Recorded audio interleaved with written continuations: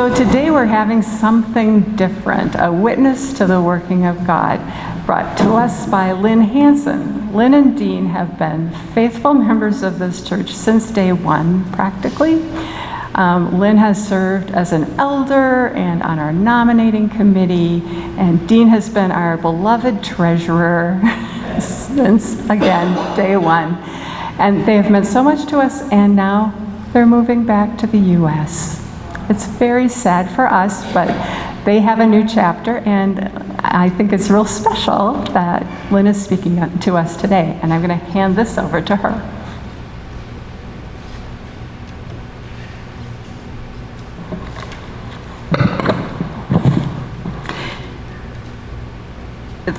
Thank you for your prayers, emails, and phone calls. I knew you were with me as I struggled with side effects of exhaustion and nerves. While I was diagnosed, my doctor informed me that I was going to endure 2 weeks of mandatory bed rest, which meant no church activities, golf, bridge, or social engagements. What? I couldn't believe I had to stop running around in circles.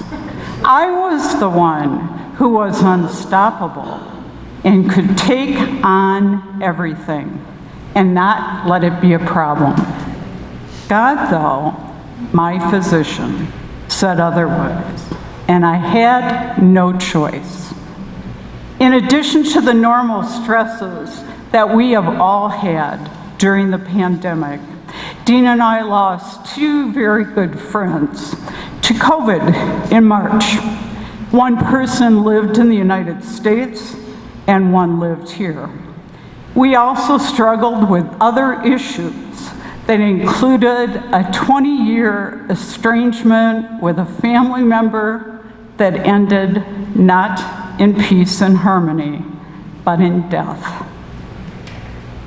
I didn't understand, but God demanded that I let him.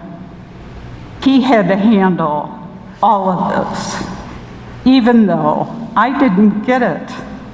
He assured me he was in control. Perhaps you know, Dean and I have sold our home, and we will be leaving for the United States on August 19th. Another stress factor for those of you who have moved. And those of you who haven't moved, I suggest you pretend every once in a while, so you get rid of all that clutter. We will divide our time between Madison, Wisconsin, and Estero, Florida. We really don't have many relatives in general, but God has richly blessed us with an abundance of friends, both in the States and, of course, here, where we have family. Our decision to move was made with God's guidance every step of the way. It was not easy for us to make this decision, as we have owned our home here for 25 years. And we have very deep roots here. Dean promised me he would never again accept the position of being the beloved treasurer for any organization. During the past month, I've been given lots of time to think, and I was constantly reminded of God's presence and the many blessings he has given me in life. The 2 major blessings that I will share with you today are, first, God's love for me and my realization and gratitude for the fact that everything that has taken place in my life was planned for a specific reason. I'm the person. The second blessing will deal with my biological father. You'll get to know him a little bit better today. In 1 Peter 1, verses 6 and 7, we read, "Though now for a little while you may have to suffer grief in all kinds of trials.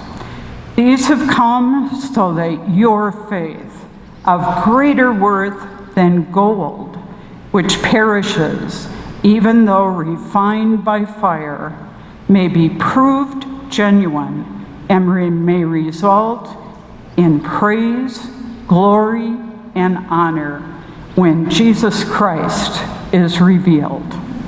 For me, the last weeks were filled with trials and griefs. Jesus has always been in my life. I did not realize how blessed I am because Jesus is not the part of the lives of the majority of the world's population. God had plans for me to share my faith with others. I was blessed to have been born into a family where God was honored. Here are my parents in the 30s. I was baptized when I was 5 days old, and I attended a Lutheran grade school where I was instructed by loving, kind, demanding teachers. These teachers also demanded that I memorize and recite daily. This, beyond a doubt, was an acquired skill that helped me learn Spanish later in life. Through high school and the first years of college, I thought I was going to be a German teacher. Even though I was a good student, God had other plans for me. I took my first Spanish course as a sophomore in college, and I immediately fell in love with the language, its people, its literature, and its customs. I spent a summer studying in Guadalajara, and here I am with my roommates in Tlaquepaque. One Sunday, my host family took me to Lake Chapala for the day. God at work again. At this point, I have to introduce you to Dean. Dean and I met in high school. It was not love at first sight, but that quickly changed too. We both studied in Madison, and then Dean enlisted in the U.S. Navy and was sent to Vietnam for 2 years. Before he left, he asked my parents if he could marry me upon his return. My father replied, "Do you want to think about this for a while?" He did serve in Vietnam, and in October of 1969, we were married upon his return. 10 of my students, and I taught at the high school level, decided on their own to attend our wedding and dinner dance reception. My father graciously let them stay. God had instilled a love in me for Spanish, and I taught for 31 years in the same high school. Our plan was I would teach until we started a family. We wanted 4 children. God's plan was that we would have thousands of children during my teaching career, and I would use Spanish to nurture them. Many of them did become my extended family. I watched them grow and become teachers, doctors, lawyers, principals, superintendents of schools, and most importantly, good, solid citizens. They kept in contact with me, and I was notified of college graduations, weddings, and births of their children. One student of mine became the chief of detectives in the city I was born in. While on a tour of the new police facility where he worked, I met him again. There he was, 6'3", dressed in black, handcuffs, badge, gun, and a communication system. He informed me, in his 30s, he always wanted to tell me the impact of a statement I made to him when he was a senior in high school. Toward the end of the year, the students were telling me of their plans. When it was his turn, he just said, "Oh, I just want to be a policeman." He remembered that I had told him he was not going to be just a policeman. He was going to be a very important part of keeping our community safe. This stuck with him. You also are not just a whatever. You are God's child, and He has something very special for each one of you to do. Make sure you use your time wisely, and you ask God to help you do your work with enthusiasm. 12 years ago, I went into a money exchange that previously existed in downtown Ajijic. I ran into a former colleague of mine, thousands of miles away, who was a chaperone of a small group of students visiting the area. I invited them to dinner. This is when Sandra was around. I asked each student what they bought as souvenirs for their families. One student said she bought a special ornament for her father's new office in the police station. I asked her if she knew Craig Fritz, who was another student of mine who became a police detective. She said, "Mrs. Hanson, he is my father." She's in the center of the Christmas card. This led to another one of his children spending a summer in Guadalajara, participating in an extensive Spanish program. One weekend, Dean and I drove into Guadalajara to pick her up and her roommate, and they spent the weekend with us. I always said to Dean, when it comes to the point that some student walks into my classroom and says, "My grandmother had you," that's when I knew I'd have to retire. But this is as far as it got. Teaching was not always a bed of roses. And when I was upset and would complain to my dad, he'd say, "Forget those issues, they will pass. Focus on something important, like your salvation." We spent our 25th wedding anniversary in Guadalajara and Puerto Vallarta. While we were in Guadalajara, we hired a guide to show us areas where expats lived. One of those areas was Chula Vista. The following summer, we purchased our current home. I can remember sitting in our realtor's office saying to Dean, "I'm going to get sick." I thought of our parents who were still alive and our jobs, which we still had. Sternly, Dean said to me, "If you're going to get sick, go outside."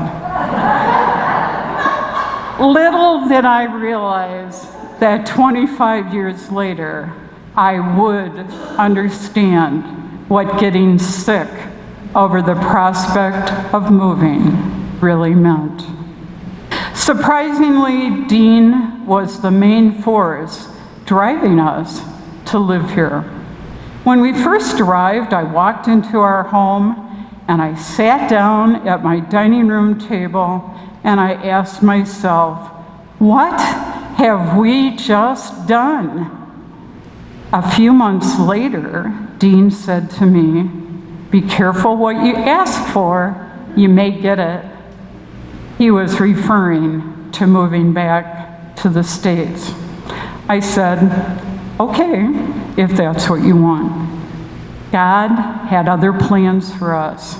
He provided us a beautiful climate to live in, but he said, "I have work for both of you to do. You're not just going to sit in the sun, play golf, bridge, attend church on Sunday for an hour." One of the major goals or jobs that God gave us was to help administer a scholarship program. This program helped capable but financially challenged students attend a university in Guadalajara. We worked with hundreds of students during a period of 10 years.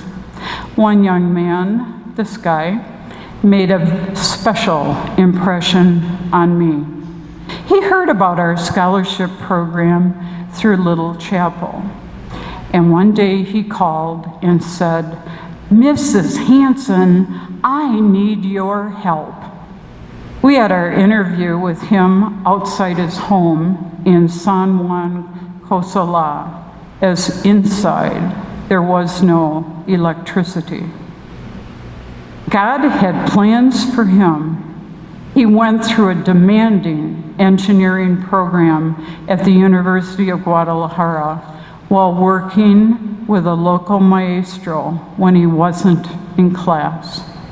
Dean and I attended his graduation in Tlaquepaque from the University of Guadalajara. At that time, I realized his parents were illiterate, as we invited them to lunch and they could not read the menu. How richly God blessed this young man and his future with a wonderful opportunity to have gainful employment and to be the role model for his community. The student did his part and asked God to do the rest, and God delivered. Back to my dad. He lived in his own home alone until he was 93. My mother lived in a nursing home for 6 years as she was a victim of Alzheimer's. At 88, my dad gave Dean the keys to his car and he told him, "Sell it." He said he should not be driving, and even if he did, he didn't know what he'd do once he got there. Dean sold the car. Sundays, my dad, Dean, and I would have dinner with my mom at her nursing home. For years, I'm sure she thought we were just her once-a-week lunch companions. One Sunday, I asked my dad how he was adjusting to not having a car. He looked directly at me and said, "Lynn, I had to give up your mother. This car is nothing." He gently reminded me that to age gracefully, we have to give things up. And he suggested I start that process immediately. A former minister of ours in Wisconsin retired. And in his retirement letter to the congregation, he said, "During the first week of December, it became clear that the Lord's direction for me was to retire from St. Paul's. It was time to follow the advice of one of God's saints I grew to love here. That saint was my dad. His name was Adolf Fund." Our former minister said Adolf told his daughter that the secret of growing old was learning to let go. Our minister stated he didn't want to be referred to as Reverend Unitas. Football fans will understand this reference. My dad taught me how to witness. When I would accompany him to a doctor's appointment, If he had not seen the doctor before, his first question was always, "Do you believe in Jesus?" They all responded, "Yes." Then my dad said, "Well, that's great, because if you don't believe, your knowledge and all this equipment is worthless."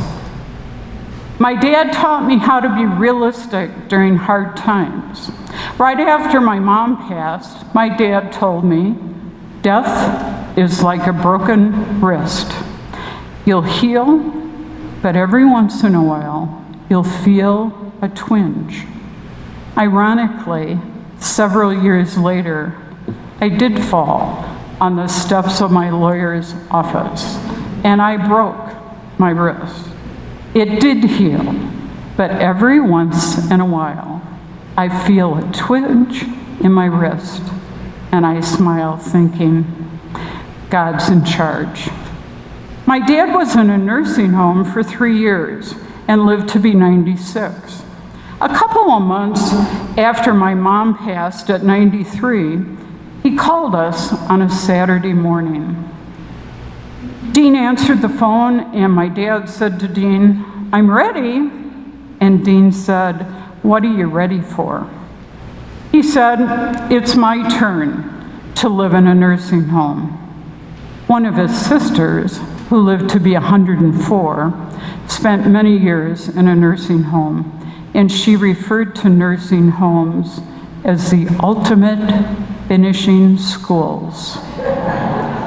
A few days after my dad called, the arrangements were made for the nursing home. And with his little suitcase in one hand and his Bible in the other, he walked out of his home and said to us, "Do with it what you want." Another few days passed, and when I returned home from teaching, there was a message on my answering machine that said, "Hi, Lynn. The nurse helped me call you. I just wanted you to know that everything is fine here." When we study the Bible, God reassures us that everything is fine. Do we listen? Do we believe? Are we in love with learning about Jesus? But everything is fine. God sent his Son into the world to die for us. Because he was resurrected, we have eternal life. How much better could it be? Dean and I had lunch with my dad in his nursing home, just like with my mom, on Sundays. When he realized Dean was about to retire soon, he said, "I suppose you're going to Mexico now?" And we said, "Yes, but you're going with us." He didn't say no, but he was thinking. The first Sunday he asked, "How will I get there?" The second Sunday he asked, "What about my clothes?" I reassured him clothes were sold in Mexico. The third Sunday he asked about his citizenship. I assured him that he would still be a U.S. citizen. And now listen carefully to the fourth Sunday. My father was a very wise man. When we walked in, he said, "You know what? I, meaning my father, I should pay to have our church re-roofed. Look at the size of it." I said, "Okay, Dad, but this is what that means financially." He said, "Oh, you pay for it." I said, "Dad, how am I going to pay to re-roof this church?" He said, "Sell the house in Mexico." Wise man. God had other plans. Dean and I did not re-roof the local church.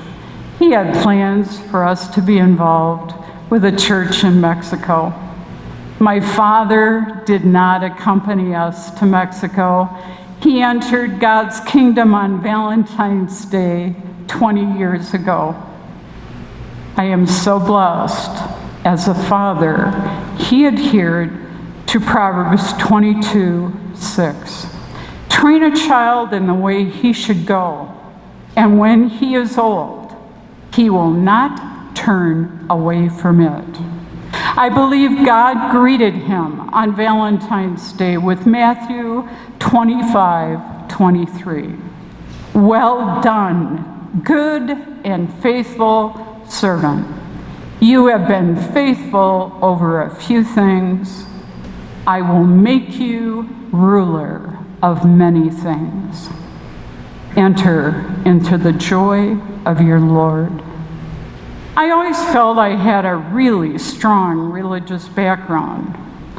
God said, "Really, Lynn, I want you to meet Ross Arnold." I was so fortunate to have had Ross in my life. He was a dear friend, and he had an insatiable curiosity and extensive knowledge dealing with almost everything. I realized how much I did not know about my religion, its history, and God's greatness. Ross asked us if we'd be willing to do a few things around here at the church. This turned out to be God's second major job for us to be involved in while we lived here. Not only did we serve, Ross challenged me specifically to continue to challenge myself in a lifelong Christian learning program. I mentioned earlier, Dean and I do not have many biological family members, but we have a huge family of fellow Christians. You are our brothers and sisters. Each of you, whom we know, has made a special impact on us. Carolyn will always be our younger sister. And Wayne, he hasn't decided yet if I'm his mother or his sister. We thank God for our talents, our strong faith in him, and I thank God for blessing me with Dean's love, strength, and honesty. I could not have asked for a better partner to have walked with through this life. Once in a while, I need to be reminded, as we all do, that we are not the managers of our lives. God is. I suffered grief and trials, and now that I am back on track, I am ready to go to serve God in the work that He already has in store for us in the United States. I would like to end by sharing a blessing with you that a pastor friend of ours used in the United States. As you go on your way, may God go with you. May He go before you to show you the way. May He go behind you to encourage you. And may He go beside you to befriend you. May He go above you to watch over you, and may He go within you to give you His peace.